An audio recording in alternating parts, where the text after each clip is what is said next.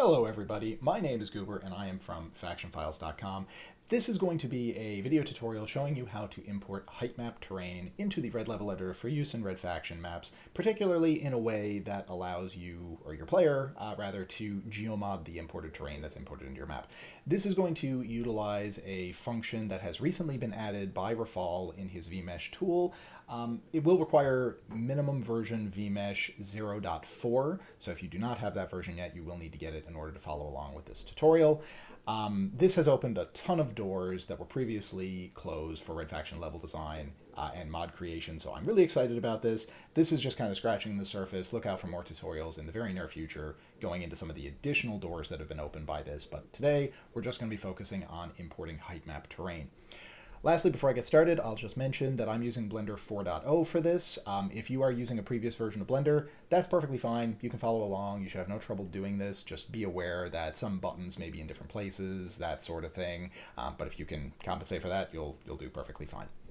Anyway, let's get started. So I'm going to first come up here to add. I'm going to create a grid mesh. This is what is going to become our terrain very, very shortly. I'm going to come down here and adjust the settings. This is obviously going to depend on your specific use case. 100 meters and 32 subdivisions in either direction is more than adequate for what I'm going for. I'm going to come over here to textures. I'm going to add a new texture, hit open, find my Heightmap terrain here. This can be any grayscale height map that you would like to import. This is just one that I found online. This is what I'm going to use, but feel free to use your own. Hit open image. That is that. Next up, modifiers. Make sure that my grid mesh is selected.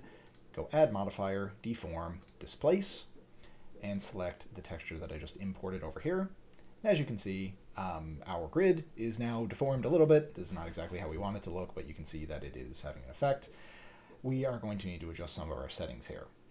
Coordinates, I'm going to set that to UV. When I do that, as you can see, our island from our height map has started to take form here. It is very flat at the moment, but you can see it anyway. Strength is what is going to kind of give it that definition. So I'm just going to crank this up.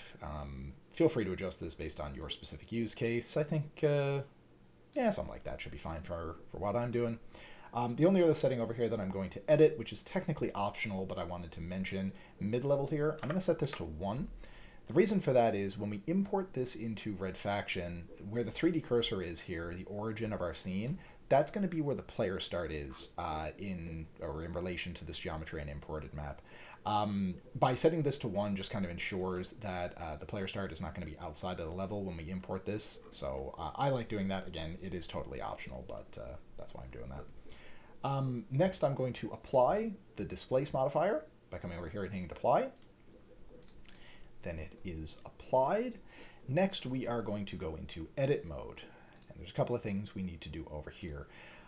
Quickly, before we get started on that, I will show you why. So in Red Faction, as you probably know if you're watching this, the entire world is completely solid.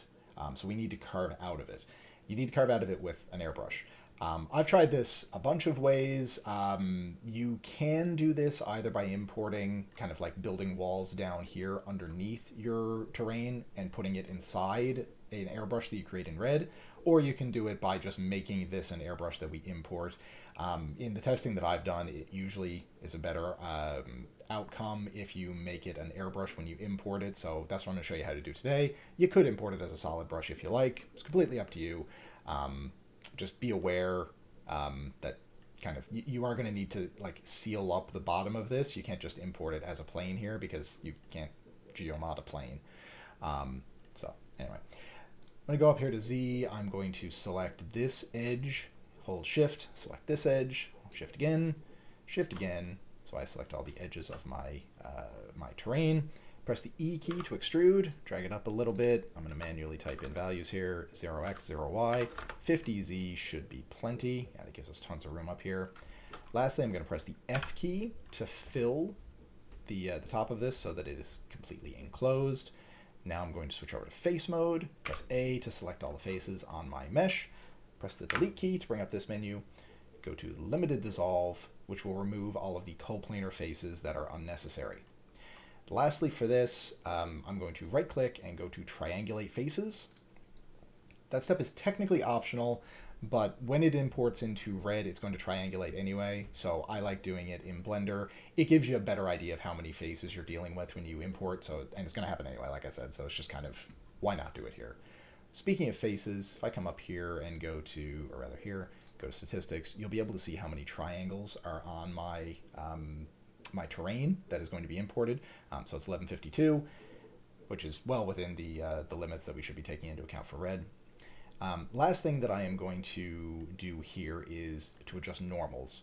The reason for this is, like I said a moment ago, when you're dealing with geometry in red, it's a completely solid world.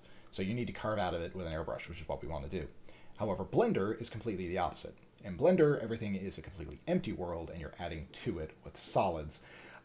This can get a little confusing, if I'm totally honest. Not the most intuitive thing in the world, but basically we need to make sure that the normals in Blender are pointing outward, so that this is a contained, solid object that we are then going to import into red and effectively flip the normals by making it into an airbrush.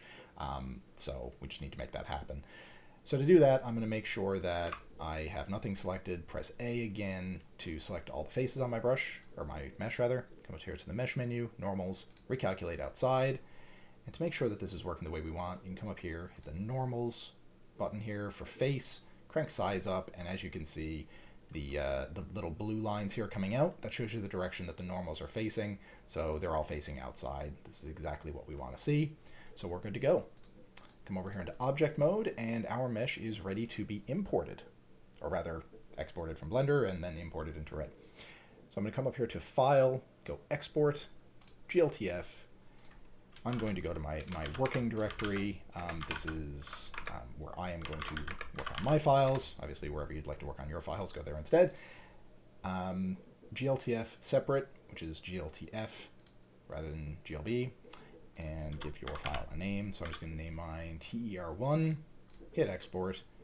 If we come over to our folder, we can see we now have our gltf file. Now it's time to put this through rafalh's vmesh tool. So I'm going to come up here, I'm going to open a command prompt. You're going to need to use command prompt here to browse to the location of your vmesh tool. This is where mine is. Obviously you need to put in where yours is. I'm just going to quickly do a -v to show you we do need to be using vmesh 0.4, as I mentioned earlier, in order to do this convert into redfaction group function, which we're going to do in a second. If you do not have that version, you will need to get that in order to do this step. So we're going to do vmesh.exe. We're going to tell it that we want a redfaction group file as opposed to a v3m mesh file. We're going to do that by -f space rfg space, and now we will give it our file, ter1.gltf, hit enter. It'll give us an error stating that it can't contain, or it can't obtain the texture name for material 0. That's because I didn't put a texture on my geometry in Blender. That's completely fine for this purpose. Like I said, stay tuned for additional tutorials in the very near future that go into all of the additional doors that are opened by this upgrade to vmesh. And those will deal with carrying over textures between Blender and Red. But for now, you can just ignore that. Now, we have our RFG file here in the same directory as our gltf file, as you can see. Time to go over into Red. So I'm going to open the level editor, go to group mode, press load, go to wherever your working directory is. Here's your RFG file, hit open. As you can see, here is our geometry. Now, if you press build here, you're not going to see anything. And the reason for that is, despite when you go over to brush mode, it thinks that it's an airbrush until you click away and click on it. Now you can see that it's a solid brush. It's a solid brush. And like I said before, completely solid world, solid brush isn't going to show up. So we need to change this into an airbrush. So to do that, just make sure your brush is selected, type air, build again. We have our terrain. A couple of additional things we're going to do before we test this in game, just to make sure that it looks right. So I'm going to just select the all of the edges of my brush. I'm going to apply an invisible texture to them. I'm holding control between dragging selection boxes here just to multi-select faces. Hit browse, go to effects, select an invisible texture, apply it. Select one of our default textures here on our terrain, Shift D to select all faces on the brush, or on the same brush with the same texture. browse. Let's give this a, yeah, that works. Rocky terrain texture. Hit apply. Do not hit apply map because our UV mapping comes over from Blender. I'm going to zoom out a little bit here just so that our, yeah, one more, just so that, and I'm selecting all the faces or all the vertices here in UV unwrap, holding S and pressing my down arrow key to scale out all the UVs at once. There we go. That looks a bit more presentable. Go over here into object mode. I'm going to add a light to my scene here, or to my level rather. If you're familiar with Red, I'm sure you know that geomodding a level that doesn't have lights calculated makes all your light maps look all wonky, so let's avoid that. The values here don't matter a whole lot.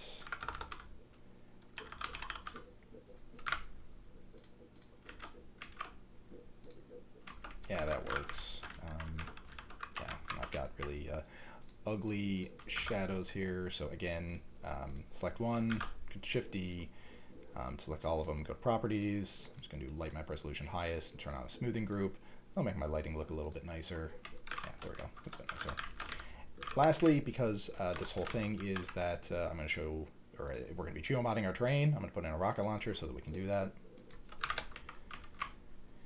And now let's save our map. So press Control S to open up the Save As screen. Go to User Maps Single.